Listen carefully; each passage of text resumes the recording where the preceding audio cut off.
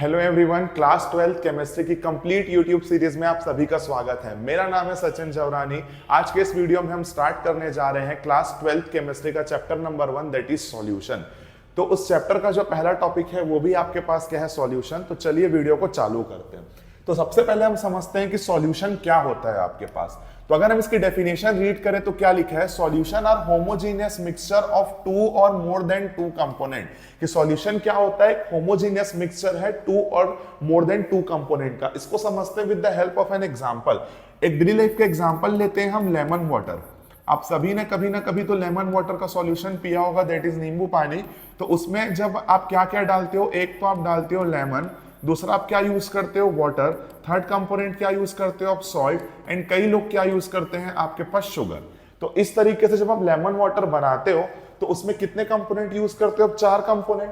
तो डेफिनेशन में आप देखिए क्या लिखा है, टू और मोर देन टू कंपोनेंट, 2 या 2 से ज्यादा कंपोनेंट होने चाहिए। तो हमारे पास 4 कंपोनेंट है, ठीक है। इसके बाद क्या लिखा हुआ है, मिक्सर। तो मिक्सर का मतलब आप क्या समझते हो, चीजों को मिक्स करना। हाँ, आपने सारी चीजों को मिक्स किया है। आप यहां पर नोटिस करेंगे बहुत इंपॉर्टेंट वर्ड लिखा हुआ है, होमोजीनियस। इसका क्या मतलब होता है, तो होमोजीनियस का क्या मतलब होता है कि जितने भी कंपोनेंट आप यूज कर रहे हो वो यूनिफॉर्मली डिस्ट्रीब्यूट होने चाहिए। यूनिफॉर्मली डिस्ट्रीब्यूट होने चाहिए मतलब इक्वली डिस्ट्रीब्यूट होने चाहिए। जैसा कि एक एग्जांपल अगर आपके पास मैं और लूं, सैंड वाटर।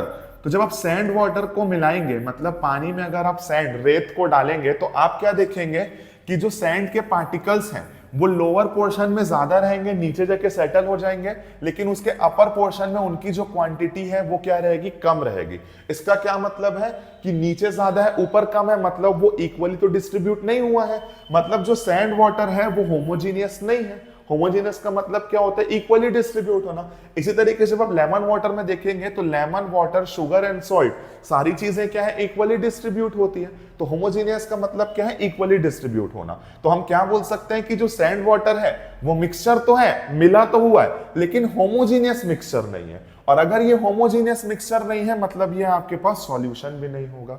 इसी तरीके से लेमन वाटर आपका होमोजेनियस मिक्सचर है तो मतलब ये क्या हो जाएगा, आपके पास सॉल्यूशन हो जाएगा। तो सॉल्यूशन मतलब क्या होता है, आपके पास एक होमोजेनियस मिक्सचर होना चाहिए जिसमें 2 या 2 से ज्यादा कंपोनेंट आप यूज करोगे। जैसे इसमें आपने कितने कंपोनेंट यूज किए हैं, 4।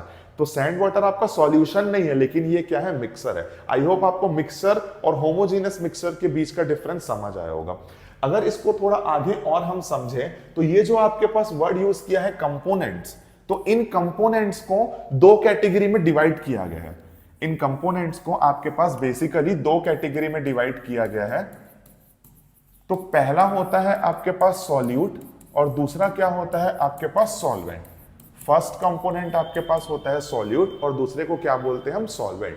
तो किसको हम बोलेंगे सॉल्यूट और किसको हम बोलेंगे सॉल्वेंट, तो ऐसी क्वांटिटी जो सबसे ज्यादा प्रेजेंट हो आपके सॉल्यूशन में, ऐसी क्वांटिटी, ऐसा आपका कंपोनेंट जो सबसे ज्यादा प्रेजेंट हो उसको हम क्या बोलते हैं, सॉल्वेंट बोलते हैं। और जो कम प्रेजेंट है, जिनकी क्वांटिटी क्या है, कम प्रेजेंट है, उनको हम क्या बोलते हैं, सॉल्यूट। जैसा कि आप इस एग्जांपल से देखिए, जब आप लेमन वाटर बनाते हैं तो आप सबसे ज्यादा क्वांटिटी किसकी यूज करते हैं, वाटर की यूज करते हैं। तो वाटर एज अ कंपोनेंट क्या हो जाएगा आपके पास, सॉल्वेंट हो जाएगा। लेकिन जो आपका लेमन है, लेमन भी आप कम यूज करते हैं, सॉल्ट भी आप कम यूज करते हैं, शुगर भी आप कम यूज कर सकते हैं।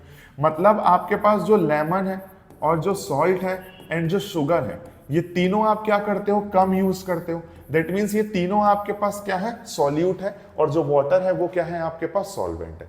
तो इस तरीके से जो आप जितने भी कंपोनेंट आप यूज करते हो उसको ब्रॉड कैटेगरी में 2 कैटेगरी में डिवाइड कर सकते हो, सॉल्यूट और सॉल्वेंट। ठीक है, तो ये आपको समझ आया होगा। तो इस कॉन्सेप्ट के बेसिस पे सॉल्यूशन की एक डेफिनेशन और क्या हो सकती है, आप देखिए। दूसरी डेफिनेशन क्या हो सकती है आपके पास, दूसरी डेफिनेशन हम लिख सकते हैं कि जो सॉल्यूशंस हैं आर होमोजीनियस मिक्सचर, कि आपके पास ये होमोजीनियस मिक्सचर होंगे।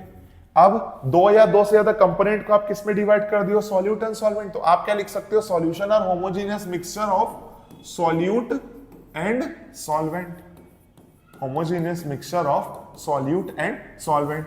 तो ये आप सॉल्यूशन की सेकंड डेफिनेशन ले सकते हो कि सॉल्यूशन क्या होता है, होमोजेनियस मिक्सचर है किसका, सॉल्यूट और सॉल्वेंट।